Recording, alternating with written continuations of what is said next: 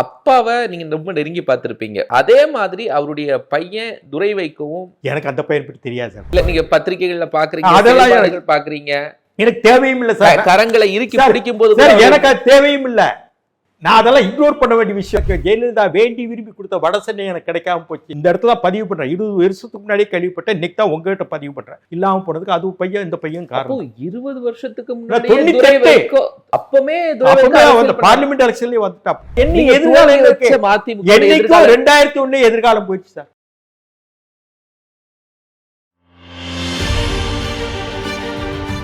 Black and white தமிழர்களுக்கு அன்பான வணக்கம். நம்மோடு அரசியலாளர் வழக்கறிஞர் KS ராதாகிருஷ்ணன் இணைந்திருக்காங்க. சார் வணக்கம். வணக்கம். மறுமலர்ச்சி திராவிட முன்னேற்ற கழகம் அப்படின்னா அதனுடைய துவக்க கால தலைவர்கள்ல உங்களை தவிர்க்க முடியாது. KS ராதாகிருஷ்ணன் கட்சி பதிவு செஞ்சதுல இருந்து அதுக்கு சின்னம் பெற்று கொடுத்தது வரைக்கும் உங்களுடைய பங்கு இருக்கு. இப்போ மதிமுகவில் நடக்கிறது உங்களுக்கு தெரியும். தொடக்க காலத்துல வைகோ தனக்கு எதிராக யார் வராங்க, கட்சிக்கு எதிராக யார் இருக்காங்களோ அவங்கள உடனே வெளியேற்றிடுவாரு, பாதுகாப்பா இருப்பாரு. ஆனா இன்னைக்கு மகனுக்காக மல்லை சத்யாவுடன் சமரசம் செஞ்சதை எப்படி பாக்குறீங்க? திருப்பூர் துரைசாமி அவர் விட்டு போனார். ஒரு 6 மாசம் இருக்குமா அவர் கடிதம் எல்லாம் கொடுத்தாரு. அதுக்கு மேலேயே அவர் கவுண்டரு. அவர் என்ன பண்ணிட முடியும்? தலித் சமுதாயத்தை நம்ம விரோதிக்க கூடாது என்கிற நிலையில அவர் யாரு மகாபலிபுரம் சத்யாவா அவரோட சமரசம் பண்ணியிருப்பாரு. நான் துவக்க காலத்தை சொல்கிறேன். இன்னைக்கு மதிமுக துவங்கப்பட்டு அப்போ மதிமுக 93 துவங்கப்படலை, நாங்கள் தான் திமுக என்றோம். மதிமுக துவங்கப்பட்டது 94 மே மாதம். அதுக்கு முன்னாடி எங்களுக்கும் திமுகவுக்கும் போராட்ட களமாக தான் இருந்தது. நாங்கள் தான் உண்மையான திமுகன்னு நாங்கள் சொன்னோம். தொண்டர்கள் அடங்கிய திமுக என்று சொன்னோம். எங்களுக்கு அறிவாலயம் தேவையில்லை, அண்ணாவின் கொள்கைகளை ஏற்று நடத்துவோம், நாங்கள் தான் உதயசூரியன் சின்னத்தை பெறுவோம் என்று தேர்தல் கமிஷன், சென்னை உயர்நீதிமன்றம், உச்சநீதிமன்றம் வரைக்கும் வழக்காடினேன் நான். அதுக்கு எதிர்த்து வழக்காடின ஜூனியராக இருந்தவன், வெங்கடபதிக்கு ஜூனியராக இருந்தவன் அந்த வில்சன். ஓகே, அப்போ தான் வந்தாப்புல. அப்போ தான் ஜூனியர், நான்லாம் அட்வொகேட்டாக இருந்தால் தான் வில்சன் வந்தாப்புல. இவங்களாம் எதிர்த்து வெங்கடபதின்னு ஒருத்தர் இருந்தார், திமுகவில் இறந்துட்டார் அவர். அப்போ போராடின அந்த கட்டம் ஒரு கடுமையான போராட்டம். வைகோ ஒரு நல்ல தலைவராக வந்துட்டார் என்று தமிழ்நாட்டு மக்கள் நினைச்சாங்க. அது மாதிரி திமுகவில் இருக்க தலைவர்களும் ஒரு கட்டத்துக்கு மேலே வைகோவை புறக்கணிக்கிறாங்க. தன் மகனை ஸ்டாலினை வளர்க்குறாரு யார்? கருணாநிதி, கலைஞர். அப்படி இருக்கும் பொழுது ஒரு நியாயத்தின் பக்கம் நம்ம இருப்போம்னு சொல்லி பல தலைவர்கள் வைகோ பக்கம் இருந்தார்கள். அப்படி பார்க்கும்போது இன்னைக்கு மதிமுகவில் அன்னைக்கு வந்த தலைவர்கள் எனக்கு தெரிஞ்ச வரைக்கும் தலைவர்கள் பட்டியலில் இப்போ இருக்கிறது RT மாரியப்பன்னு உடுமலைப்பேட்டில் இருக்கார். அவர் கோவை மாவட்டத்தில் அவர் ஒருத்தர் இருக்கிறார், வயசாகி போச்சு. பிறகு புதுக்கோட்டையில் முன்னாள் அமைச்சர், கலைஞருடைய ஆட்சி காலத்தில் அமைச்சரார் சந்திரசேகர், அவர் ஒருத்தர் இருக்கிறார். பிறகு நான் அறிஞ்ச வகையில் தலைவர் பட்டியலில் யாருமே இல்லைங்க. ஆமாம், எல் கணேசன், செஞ்சி ராமச்சந்திரன். இல்லை, வரிசை சொல்கிறேன். இல்லை, இது எப்படின்னா வைகோ பிரச்சனைகள் வருது. பத்திரிக்கையாளர் கிட்ட கலைஞர் சொல்கிறார், விடுதலை புலிகள் வை கோபாலசாமி ஆதாயத்திற்காக என்னை கொலை செய்ய போகிறார்கள் என்று அறியப்பட்ட ஒரு தகவலில் எனக்கு பாதுகாப்பு கொடுக்கணும்னு சொல்லி நரசிம்மராவ் அங்கே மத்தியில் பிரதமர், அங்கிருந்து மத்திய அரசு கிட்டேருந்து தமிழ்நாடு அரசாங்கம் மூலமாக எனக்கு கேட்டுள்ளார்கள். அன்றைக்கு ஜெயலலிதா முதலமைச்சர். அந்த உத்தரவை காமிக்கிறார். அரசாங்க IB தரப்புலேருந்து சொல்லப்பட்ட அந்த உத்தரவை, மத்திய அரசு உத்தரவை காமிக்கிறார். எனக்கு PTI ராமசாமி உடனே ஃபோன் பண்ணுறார். இப்போலாம் மொபைல் ஃபோன் வரல. PTI ராமசாமி, சார் எங்கே சார் இப்படி சொல்லிட்டார் கலைஞரே, இந்த மாதிரி வைகோ ஆதாயத்திற்காக கலைஞரை கொல்ல போகிறாங்க விடுதலை புலிகள்னு சொல்லிட்டாருன்னா எனக்கு ஃபோன் பண்ணார். ஒரு 12 இருக்கும். ஃபோன் பண்ணோன்னா அவர் அண்ணா நகர் வீட்டுக்கு நான் ஃபோன் பண்ணுறேன். யார்? வைகோக்கு. அண்ணாச்சி, இந்த மாதிரி கலைஞர் சொல்லியிருக்கிறாரு, விடுதலை புலிகள் கலைஞரை கொல்ல போகிறாங்களாம் உங்கள் ஆதாயத்திற்காக அன்னு சொன்னேன். அன்னைக்கு என்னென்னா அவர் காரைக்குடி ஒரு திருமணத்துக்கு போயிட்டு இந்த வாஷ்பேசின் அடிபட்டு கால் கட்டு போட்டு வைத்தியம் பார்த்துட்டு வீட்டில் இருக்கிறார். நான் சொல்ல உடனே புறப்பட்டு வாங்கினார். போனேன். அன்றைக்கி யாரும் இல்லை, அவர் மட்டும்தான் இருந்தார். போனேன் உடனே. அப்போ வீரபாண்டி ஆறுமுகம் இவருக்கு ஆதரவாக இருந்தார். வீரபாண்டி, ஆமாம், அது பிறகு கூட வரல. வீரபாண்டி ஆறுமுகத்துக்கு என் முன்னாடியே ஃபோன் பண்ணார். பிறகு பொன்முத்துராமலிங்கத்தை ஃபோன், இந்த 2 பேர்த்த ஃபோன் பண்ணாங்க. அந்த கட்டத்தில் நான் ஒருத்தன் இங்கே வேலைகளை பார்த்துட்டு இருப்பேன். யார் வைகோவுக்கு. இது என்னாச்சுன்னா வைகோ இலங்கைக்கு போனார் இல்லையா இந்த 89. அப்போ என்னை கலைஞர் கூப்பிட்டு அனுப்பினார். நான் கோர்ட்டில் இருந்தேன், உயர்நீதிமன்ற கோர்ட்டில். உடனே அன்றைக்கி சட்டமன்றத்தில் குமரி அனந்தன் ரைஸ் பண்ணிட்டார். ஏன்னா அன்றைக்கி காலையில் கழுகுல ஜூனியர் படலாம் வந்துருச்சு. நாடாளுமன்ற புலித்தலைவரை பார்க்க தென் திசையை நோக்கி போய்விட்டாருன்னு செய்தி வந்து கழுகுல. குமரி அனந்தன் ரைஸ் பண்ணுறார். யார்கிட்ட? கலைஞர்கிட்ட. கலைஞர் முதலமைச்சர். பிறகு ரைஸ் ஆன உடனே எனக்கு மெசேஜ் வருது. அங்கே ஹைகோர்ட்டில் ஒரு போலீஸ் ஸ்டேஷன் இருக்கு, எஸ்பிளனேட் போலீஸ் ஸ்டேஷன். இல்லை உள்ளே ஒரு இருக்கு. அவங்களுக்கு தகவல் சொல்லி வயர்லெஸ் தகவல் சொல்லி உடனே என்னை வந்து மீட் பண்ண சொன்னார் கலைஞர்னு. உடனே நான் கோர்ட்டில் இருந்த 22 லா சேம்பர், காந்தி இப்போ இருக்கார் இல்லையா அந்த சேம்பர். உடனே போனேன். நான் அப்போது 89 சட்டமன்றத்தில் நின்று தோற்றுருக்கேன் கோவில்பட்டியில். போனேன். நான் பிறகு மேலே போயிட்டேன். சண்முகநாதன் கீழே இருந்தார். ராஜமாணிக்கமோ யாரோ ஒரு அதிகாரி இருந்தாங்க. நீங்கள் உட்காருங்க தலைவர் வருவாருன்னு நான் உட்கார்ந்தேன். சிஎம் சேம்பர் இருக்கு இல்லையா, ஆமாம், அதில் அங்கே உட்காந்து இந்த பக்கத்தில் ஆன்டி ரூமில் உட்காந்துட்டேன், இந்த ரிசப்ஷன் ரூம் மாதிரி. உடனே கலைஞர் வந்து ஒரு 20-25 நிமிஷம் மேலே வந்தார். வந்த உடனே என்னை கூப்பிட்டாங்க. நான் போனேன். அப்போ கோபால்சாமி தான். கோபால்சாமி இலங்கைக்கு போயினது நீ தானப்பா அனுப்பி விட்டுப்ப, எனக்கு கடிதம் கொடுத்து அனுப்பிட்டுறாரு, நீ தானே. எனக்கு தெரியாதுங்க, அவர் போனது தெரியாது அப்படின்னு சொன்னேன். உனக்கு தெரியாமல் எப்படிப்பா அவர் அங்கே போயிருப்பார், நீ சொல்லு, உள்ளது சொல்லு அண்ணார் ஏட்ட கலைஞர் கேட்டார். எனக்கு தெரியாது. உனக்கு எல்லாம் தெரியுங்க, தெரிஞ்சு தான் உன்கிட்ட கேட்குறேன். அவர் எப்போ போனார்? தெரியாதுன்ட்ட. என்ன நினச்சிட்டு இருக்கீங்க நீங்களா அன்னு கடுமையாக என்கிட்ட பேசிட்டார். அந்த வார்த்தையில் எனக்கு சொல்ல வேண்டிய அவசியம் இல்லை. இப்படியா இருக்கும் பொழுது வைகோ வீட்லேயும் தெரியாது அவர் போனது. வைகோ வீட்டில் அந்த அம்மாவுக்கும் அவங்க துணைவியாருக்கும் தெரியாது. இப்படியான இருக்கும்போது அவங்க கவலையில் இருப்பாங்க. டெய்லி என் கோர்ட்டு வேலையை முடிச்சுட்டு 4:30 மணிக்கு நான் போய் அவங்க கூட உட்காந்து பேசிட்டு தான் நான் வீட்டுக்கு வருவேன். யாரும் அவருடைய ஆதரவாளர் இந்த திமுக ஒருத்தர் எட்டி பார்க்கல அன்றைக்கி வீட்டில். நான் தான் டெய்லி போயிட்டு வருவேன். ஒய் பிளாக் வீடு, இந்த வீட்டில் வாடகை வீட்டில் இருந்தார். போயிட்டு வரும்போது பிறகு கலைஞர் இனிமே உனக்கும் திமுகவுக்கும் சம்பந்தம் இல்லை, போயிருட்டார். புரியுதா? 89 அவரை பார்க்குறது இல்லை.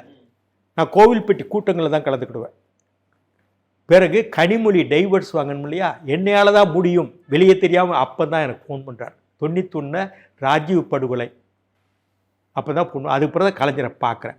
இப்படியா இருக்கும்போது வைகோ வாரார், இலங்கையிலேருந்து வர்றாரு. நான் அவர் வீட்டுக்கு ஃபோன் பண்ணுறேன், என்ன ஏதுன்னு சும்மா விசாரிக்க போனேன். இவருக்கு ஃபோனை வாங்கிட்டு, ராதா நீங்கள் காலையில் விடிய காலை 5 மணிக்கு வந்திருக்கேன், நம்ம 6 மணிக்கு கலைஞரை பார்க்க போகணுன்னு. நான் கலைஞர் நம்மளை வரக்கூடாதுன்னு சொல்லியிருக்காருன்னு அதை அவர்கிட்ட சொல்லலை. முதல்ல ஒரு கவலையான விஷயம் வந்திருக்கிறாரு. காலு கையெல்லாம் கருப்பாகி வந்திருந்தார். பிறகு 6 மணிக்கு போய் கோபாலபுரம் போனோம். கோபாலபுரத்தில் போய் கலைஞரை பார்த்தார். யார்? வைகோ.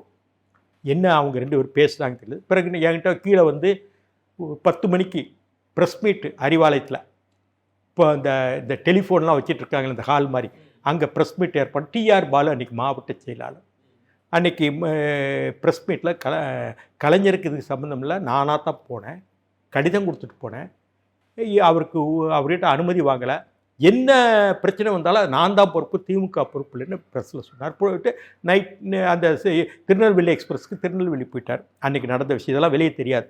இப்படியான நிலையில் தொடர்ந்து அதுக்கு முன்னாடியே அவருக்கு மேலே திமுகவில் ரொம்ப கூட்டங்களுக்கு போகிறாரு, மாவட்ட வாரியாக டூர் போயிட்டுருக்காரு, வரவேற்பு இருக்குது மக்கள் மத்தியில் அன்னு சொன்னோன்னா ஒரு எழுதப்படாத உத்தரவு மாதிரி சொன்னாங்க. வைகோபாலசாமி எந்த கூட்டத்துக்கும் கூப்பிடக்கூடாது அன்னு உத்தரவு மாவட்ட செயலாளர் போட்டார். அதை மீறி பொன்முத்துராமலிங்கம் தான் கூட்டம் போட்டார், வீரபாண்டி ஆறுமுகம் கூட்டம் போட்டார், 2 வாரம் போட்டாங்க. பிறகு சென்னையில் கூட்டமே நடத்தக்கூடாதுன்னு ஒரு உத்தரவு போட்டாங்க. அந்த முத்தேலிப்பேட்டை அந்த இது இருக்கு இல்லையா, மண்ணடி, அதுதான் அவர் பேசுகிற கூட்டம்னு என் நினைவு.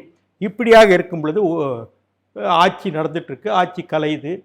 அது என்ன கலையுதுன்னா சந்திரசேகர் ஆட்சியில் விடுதலை புலிகளால் தான் திமுக ஆட்சி கலைஞ்சது அன்னு சொன்னாங்க. அப்போது அந்த ஆட்சியில் இருக்க கலைஞருக்கு கூட இருக்கிற நெருக்கமாக இருக்கிறவங்க இருக்காங்க இல்லையா, எல்லாருமே இவரை குறை சொல்ல ஆரம்பித்தாங்க. யாரை? வைகோவை. இதனுடைய தொடர்புனால தான் நமக்கு ஆட்சின்னு. அப்படியான சூழ்நிலை அவர் அன்னைக்கு மோசமாக இதெல்லாம் இன்னைக்குள்ள மதிமுக காரங்க தெரியாது. அப்படி இருக்கும் பொழுது நான் அப்புறம் பார்த்துட்டு அவரோட நான் டெய்லி நான் பேச செய்ய நான் தான் இருப்பேன். அப்போ வைகோ ரொம்ப வைப்ரண்டா இருந்தார். நீங்க இப்போ மதிமுக தொடங்குனதுல இருந்து நான் கேட்கிறேன். அப்ப அதுக்கப்புறம் துவக்க காலத்துல இருந்து நிறைய பேரு தனக்கு எதிரா யார் இருக்காங்களோ அவங்க எல்லாம் தூக்கி எறிஞ்சிட்டு தானே இருந்தார். அது நான் வருஷம் சொல்லுங்க. அன்னைக்கு என்னாச்சுன்னா அண்ணா என்ன பண்ணாருன்னா திமுக துவக்கும் போது தேவராஜ் மொழி ஸ்ட்ரீட்டோ பாரிஸ் கார்னரில் ஒரு இடத்துல இரா செலியன் அறையில் அந்த கோஆபரேட்டிவ் பேங்க் இருக்கு இல்லையா திராவிடில், அதில் தான் அந்த சிந்தனை யாருக்கு வருது, அண்ணாவுக்கு திமுகன்னு. இவர்கிட்ட செலியன்கிட்ட நோட் புக்கில் ஒரு பேப்பரை கிழிச்சு திராவிட முன்னேற்ற கழகம்னு எழுதுறாரு. அது மாதிரி வைகோவை இந்த மாதிரி பிரச்சனை ஆகிப்போச்சு. அடையார் நடராஜன் வீட்டில் கூடுறோம். 3வது மெயின் ரோடு என்னுடைய சீனியர் காந்தி வீட்டுக்கு எதிர்த்தாப்புல நடராஜன், வேலூர்காரர், இவருக்கு தெரிஞ்சவர். அப்போ நாங்கள்லாம் கூடி பேசுகிறோம். அன்னைக்கு கூடி பேசுகிற ஆட்கள் யாருன்னு உங்களுக்கு சொல்லிடுறேன். வைகோ, பொன்முத்துராமலிங்கம், மு கண்ணப்பன், எல் கணேசன், செஞ்சி ராமச்சந்திரன், திருச்சி செல்வராஜ், திருப்பூர் துரைசாமி, நான், தங்கவேலு, இப்படியான ஒரு 10 பேர் தான் இருந்தோம். 10 பேர் தான். அந்த மினிட் நோட் புக்கு நான் தான் வாங்கிட்டு வந்து கையெழுத்து பண்ணேன். இனிமே வந்து சகவாழ்வா தனி வாழ்வா, திமுகவோட போகிறதுனா சகவாழ்வு, தனி வாழ்வா தனி கட்சி, தனி வாழ்வு தான் இன்று சாத்தியம், இதுதான் நம்முடைய மரியாதையை காப்பாற்றிக் கொள்ளும் அன்னு ஒரு முடிவு எடுத்தோம். அந்த முடிவு எடுக்கிறதுல இந்த 10 பேரில் வைகோ ஒருத்தர் தான் அங்கே இருக்கிறார். இது எல்லாரையும் அனுப்பிட்டாங்க. எல்லாருமே அந்த 10 பேர் தான் இருக்கு. ஏன் இப்போ ஏன் அவர் சமரசுக்கு வந்தார் சார்? இவ்வளோ ரொம்ப ஏங்க அவருக்கு என்னன்னாங்க சொல்கிறேங்க, அவர் எப்பவும் சமரசம் பண்ணிக்கிறவரா. கிட்டத்தட்ட 98லேருந்து சமரசத்துக்கு வந்துட்டாருங்க. 96 சட்டமன்ற தேர்தல் நாடாளுமன்ற தேர்தல் நடக்கும்போது அவர் சமரசம் இல்லாமல் இருந்தாருங்க. நான் எல்லாம் தெரியும். 98 பிறகு இந்த பையன் அவர் கூட நெருக்கமாயிட்டா. யார்? அவர் மகன் கல்லூரி போக செய்ய அரசியல் பேச நெருக்கமாயிட்டா. ஆமாம், அரசியலுக்கு வராமல் இருந்தால் கூட அவர்கிட்ட கொஞ்சம் பேசுவார். இவர் அரசியல் பேசுவார். பையன் சொல்கிற விஷயங்களை ஏற்றுக்கிடுவார். எப்போ 98ல இருந்து 98ல அந்த மாதிரி நடந்தது தானே. எனக்கு ஜெயலலிதா வேண்டி விரும்பி கொடுத்த வடசென்னை எனக்கு கிடைக்காம போச்சு. 98 வடசென்னையில் வந்து ஜெயக்குமார், இப்போ அதிமுக ஜெயக்குமார் அல்ல, அவர் அங்கே சொல்லிட்டாங்க வேட்பாளர், வடசென்னையில் அறிவிச்சிட்டாங்க. பிறகு ஜெயலலிதா இவர் கொடுக்கணும். ஜெயலலிதா அது முன்னாடியே எனக்கு நல்ல அறிமுகம். எம்ஜிஆர் சொல்லி பிரபாகரன் ஜெயலலிதா விட்டு கூப்பிட்டு போய் ஈழத்தமிழ் பிரச்சனை என்கிட்ட குறிப்பு வாங்கிட்டு போய் பேசுனது உண்டு. அப்போ இருந்து என்னை தெரியும். பிறகு கூட்டணியும் வர்றதில் நான் தான் பிரிட்ஜாக இருந்தேன். மதிமுக, அதிமுக, பாஜக, பாமக. அப்பவும் நான் தான் ஒரு பிரிட்ஜாக இருந்தேன். பிறகு காளிமுத்தோட போனார், வீட்டு மந்திரி காளிமுத்தோட போய் போயஸ் கார்டனில் பார்த்து பிறகு தீர்மானம். இப்படி இருக்கும் பொழுது வடசென்னை எனக்கு தான் சொல்லி எழுதி கொடுத்து வாங்கிட்டு இவரும் கொடுக்கலான்னு தான் வைக்க வந்தார். பிறகு இந்த பையன் அட்வைஸு அதை நான் கேள்விப்பட்டேன். இது இப்போ தான் இந்த இடத்துல பதிவு பண்ணுறேன். 20 வருஷத்துக்கு முன்னாடியே கேள்விப்பட்டேன். இன்னைக்கு தான் உங்ககிட்ட பதிவு பண்ணுறேன். இல்லாமல் போனதுக்கு அது பையன், இந்த பையன் காரணம். 20 வருஷத்துக்கு முன்னாடி 98 அப்பமே பார்லிமெண்ட் எலெக்ஷன்லேயே வந்துட்டாப்பு. எனக்கு தெரியும். பார்லிமெண்ட் எலெக்ஷன்லேயும் எப்படி மேனேஜ் பண்ணணும், என்னென்ன செய்யணும்னு பேச 96 வரைக்கும். 96ல் அந்த பையனோட ஹேண்ட்ஸ் ஒன்றும் இல்லை. ஓகே. ஆனால் அப்பவுமே கொஞ்சம் இவர் மாதிரி அடமண்டான ஒரு டைப் தானே. அது அப்படி தான் இருப்பாப்புல. நம்ம அது அந்த விஷயத்தை உள் விஷயங்கள் போக வேண்டாம். அப்போ நீங்கள் கேட்டீங்களா ஏன் திருப்பூர் துரைசாமியோட சமரசம் பண்ணிக்கல? ஆமாம், என் மல்லை சித்தியாவோட சமரசம் பண்ணுறாங்க. சமரசம் ஏன்னா இவர் தலித் கட்சியை, தலித்துகளை பார்த்தா கொஞ்சம் பயப்படுவார். ஏன்னா ஓட்டு போயிடுவோம், உண்மையான விஷயங்கள் ஏதாவது சொன்னால் கூட, நியாயமாக சொன்னால் கூட தலித்துடைய சிக்கல் நமக்கு வந்துடும் அன்னு யோசிப்பார். எனக்கு தெரியும் அவரை பற்றி. அதனால சமரசம் பண்ணியிருப்பார். ஏன் கருத்து, அது ஏன் கருத்து. திருப்பூர் துரைசாமி வந்து யாரு? அண்ணா ஆரம்பித்த முதல் திமுகவில் பொதுக்குழு உறுப்பினர், முதல் பொதுக்குழு உறுப்பினர். அவருடைய ஏன் காம்ப்ரமைஸ் பண்ணல? அண்ணே வாங்க பேசுவோம், நம்ம பேசி முடிவு எடுப்போன்னு சொல்லலாம் இல்லையா? அவர் தள்ளிதானே, அவர் வந்து எதிர்வினை ஆற்ற தள்ளிதானே வச்சாரு. அப்படின்னா அதில் ரீசன் என்ன? இதுதாங்க. இந்த மல்லை சத்யா என்பவர் எனக்கு வந்து, நான் அதையும் சொல்லிடுறேன், இவர் வந்து மதுராந்தக ஆறுமுகத்தோடு வருவார் போவார். 95ல் இவருக்கு சத்தியசீலன்னு இவர் பேர், சத்தியசீலனோ சத்தியமூர்த்தியோ ஏதோ ஒரு பேர் போட்டு தான் திருப்பூரில் நின்னாப்புல. சத்யா நீக்காப்புல, சத்தியசீலனோ சத்தியமூர்த்தி. நான் தான் ஏஃபாம் பிஃபாம், இது யாருன்னு என்ன. இப்போ என் கூட வருவார் இல்லையா மயிலா மகாபலிபுரத்தில் ஒரு வளர்ந்த பையன், அந்த பையனுக்கு தான் அனு மதுராந்தகன் என்று சொன்னார். அப்புறம் அப்போ வந்து வைகோவுக்கு நெருக்கம் கிடையாது. எப்போ நெருக்கம் ஆச்சுன்னா இந்த 98 பிறகு தான் இவங்கெல்லாம் வாராங்க. அதுக்கு முன்னாடி இந்த ஆட்கள்லாம் நாங்கள் யாருமே இன்னைக்கு இல்லை. அந்த வைகோ 81 இருந்து உங்களெல்லாம் அனுப்பிட்டு தான் மல்லேசியா போன்றவர்கள்லாம் போன்றவெல்லாம் துணை போச்சு. நானும் senior, very senior to him. புரியுதா? எனக்கு அந்த அளவு இப்போ மதிமுக இருந்தா தலைமை நிர்வாகி இருந்தால் அத்தனை பேரும் எனக்கு நெருக்கமாக இருக்கும் இல்லையா? தொலைபேசியில் போய் அப்போ வந்து மொபைல் ஃபோனில் எத்தனை பேருங்க நான் சொல்லிடுறேன். பொன்முத்துராமலிங்கனுடைய அரசியல் வீணாக போச்சு.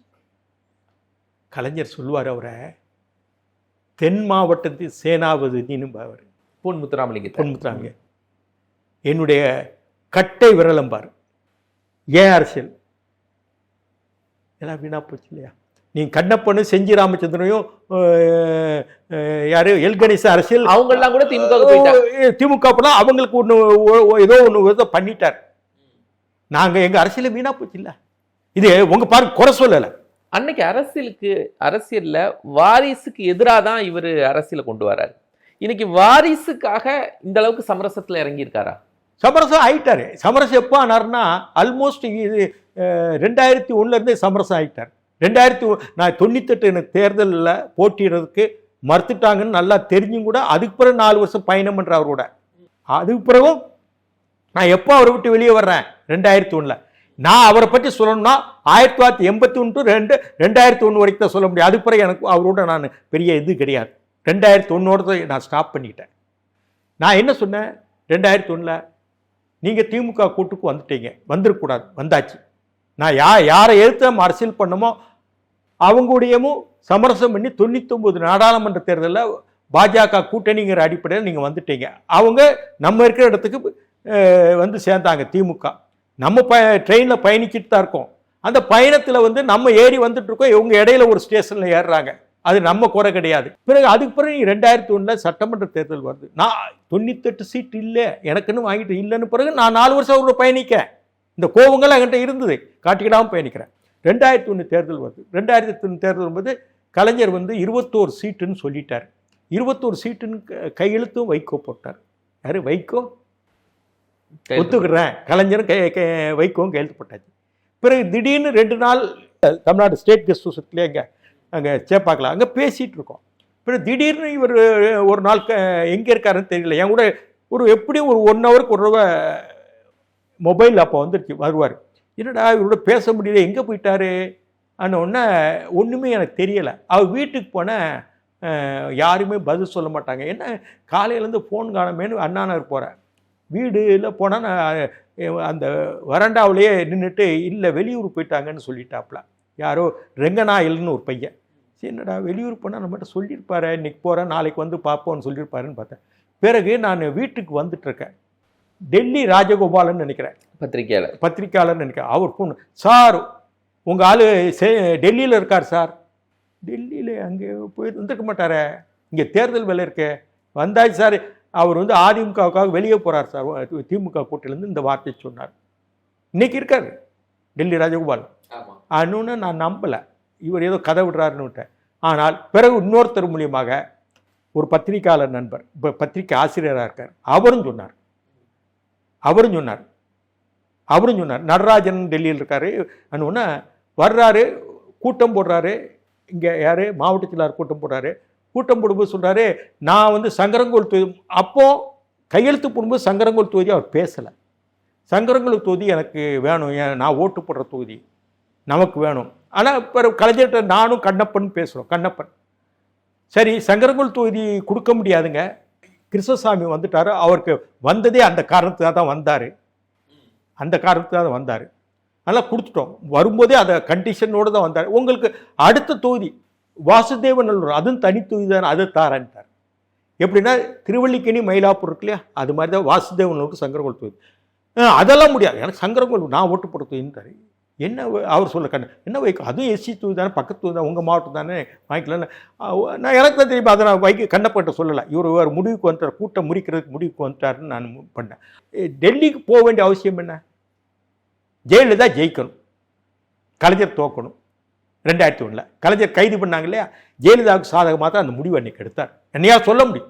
டெல்லிக்கு ஏன் போனார்? அதான் பட்டுப்படாமல் நடராஜன் மீட் பண்ணாரா, நடராஜன் மீட் பண்ணலையா நான் சொல்லலை. நடராஜன் டெல்லியில் இருந்தார், அவ்வளோதான். வர்றாரு, 21 சீட்டு கையெழுத்து போட்ட உடனே கூட்டு இல்லைன்னுங்கிறார். இல்லை அந்த இடம் தான் சார். அப்போலாம் ரொம்ப வேகமாக இந்த மாதிரி தனக்கான சுயநலம் இதெல்லாம் அதிகமாக இருந்துச்சு. இன்னைக்கு அந்த கொதிநிலையில் இருக்கக்கூடிய அரசியல்வாதி ரொம்ப காம்ப்ரமைஸ் ஆகி இதுக்கு பதில் ஒன்று சொல்லணும். இதுக்கு பதில் அந்த நாடாளுமன்றத்து 98 நடக்கும் பிரீஸ் ஹோட்டலில் ரம்சான் நோன்பு திறக்கிறாங்க. ஜெயலலிதா தான் திறக்கிறாங்க. இவரு வணக்கம் கணக்குன்னு சொல்கிறார், அந்த மாதிரி பேசவே இல்லை. அப்போ சேடபெட்டி முத்தையா பொருளாளர் அப்போ திமுகவுல பேசவே இல்லை. பிறகு என்கிட்ட பேசுனாங்க, என்ன நான்லாம் வட சென்னைக்கு பிரச்சாரத்துக்கு போக மாட்டேன், உங்களுக்கு இல்லை இல்லை அன்னு சொல்லி மத்திய சென்னையில் தான் பிரச்சாரத்தை ஆரம்பித்தாங்க ஜெயலலிதா. அவ்வளோ கடுப்பில் இருந்தாங்க. இப்போ 2001 அதே ஜெயலலிதாவோட ஜெயிக்கணுங்கிறதுக்காக திமுக கூட்டணி உடைச்சார். அது எல்லாருக்குமே தெரியும், உடைச்சார். பிறகு அதே ஜெயலலிதா ஜெயிலில் வச்சாங்க. பிறகு அதே ஜெயலலிதாவோட 2 வருஷம் 2006 கூட்டணி வச்சாங்க. அப்போ நான் அவரோட இல்லை. என்ன அதில் நியாயங்கள் இருக்குது நான் சொல்கிறேன். 98 அவர் இது போயிடுச்சிங்க. நான் சொல்கிறேன்னே, வைகோ என்ற ஒரிஜினல் வைகோ என்பவர் 98 நாடாளுமன்ற தேர்தலிலிருந்து தன்னிலையை தொலைத்து விட்டார். அதுக்கு பேச வேண்டியதே இல்லை. அந்த வரலாறு நம்ம ரொம்ப நிறைய பேச வேண்டியது சார். இப்போ அப்பாவை நீங்க ரொம்ப நெருங்கி பார்த்திருப்பீங்க, ஒரு கொதிநிலை அரசியல்வாதி. அதே மாதிரி அவருடைய பையன் துரை வைக்கவும் ஒரு கொதிநிலை அரசியல்வாதியா இருக்கும்போது மதிமுகவுடைய எதிர்காலம் எப்படி இருக்கும்? எனக்கு அந்த பையன் பற்றி தெரியாது சார். அவன் இப்போ காலேஜில் படிக்கும்போது தான் தெரியும். எனக்கு பெருசாக தொடர்புள்ள பேசுறதும் கிடையாது. அப்பாவோட நெருங்கி பத்திரிகைகள்ல பாக்குறீங்க, அதெல்லாம் பாக்குறீங்க. எனக்கு தேவையும் இல்லை சார். கரங்களை இறுக்கி பிடிக்கும் போது எனக்கு அது தேவையும் இல்லை. நான் அதெல்லாம் இக்னோர் பண்ண வேண்டிய விஷயம் என்னை பொறுத்த வரைக்கும். எதிர்காலம் நீங்க எதிர்காலம் என்ன எதிர்காலம் மதிமுக 2001 எதிர்காலம் போயிடுச்சு சார். தமிழ்நாட்டில் அதிமுகவும் திமுக தான் 2 பேர் தான் கூட்டணியை வைக்காத கட்சிகள். பார்த்துக்கிடுங்க, அதிமுகவும் திமுக மட்டும் தான் கூட்டணி இணைய முடியாது. அதே மாதிரி கம்யூனிஸ்டுகளும் பாஜக இணைய மாட்டாங்க. ஆனா காங்கிரஸும் பாஜக இணைய மாட்டாங்க. ஆனா கம்யூனிஸ்டுகள் எல்லாரோடையும் கூட்டணி வச்சுக்கிடுவாங்க. ஆனா பாஜக தவிர்த்து. ஆனா தமிழ்நாட்டில் மற்ற கட்சிகள், திராவிட முன்னேற்ற கழகமோ இல்லை அதிமுகவோ பாட்டாளி மக்கள் கட்சியோ இல்லை சோக்கால்டு நாங்கள் இருந்த வரைக்கும் சோக்கால்டு இருந்த எம்டிஎம்கே அதாவது மதிமுகவோ இல்லை மற்றவங்க யார் விடுதலை சிறுத்தைகளோ இந்த மாதிரி கட்சிகள் இவங்க எல்லாரும் தானே வச்சிருக்கிறாங்க. இது என்ன அர்த்தம் எனக்கு புரியலை. கேள் மன்னிப்பு கேள் கனிமொழியிடம்னு சொல்றீங்க. பொன்மொழிக்கு பேசுறதுக்கு என்ன நீங்கள் ஒரு அறிக்கையை வைகோ விடலையே? இவரு அந்த பொண்ணு சிறு வயசை பார்த்த பொண்ணு, இவரா அங்கே நிற்கலாம், இவர் போய் அப்படி கோஷம் போடலாமா? எப்படி ஒரு தலைமை பண்புல இருக்க வேண்டியவர்? அவருடைய கமிஷன் ஒமிஷன் செய்ய வேண்டியது செய்யாம செய்யக்கூடாது செஞ்சு அவர் வீணா போயிட்டாரா? நிறைய தகவல்களை பகிர்ந்து கொண்டிருக்கீங்க ராதாகிருஷ்ணன் சார். மகிழ்ச்சி.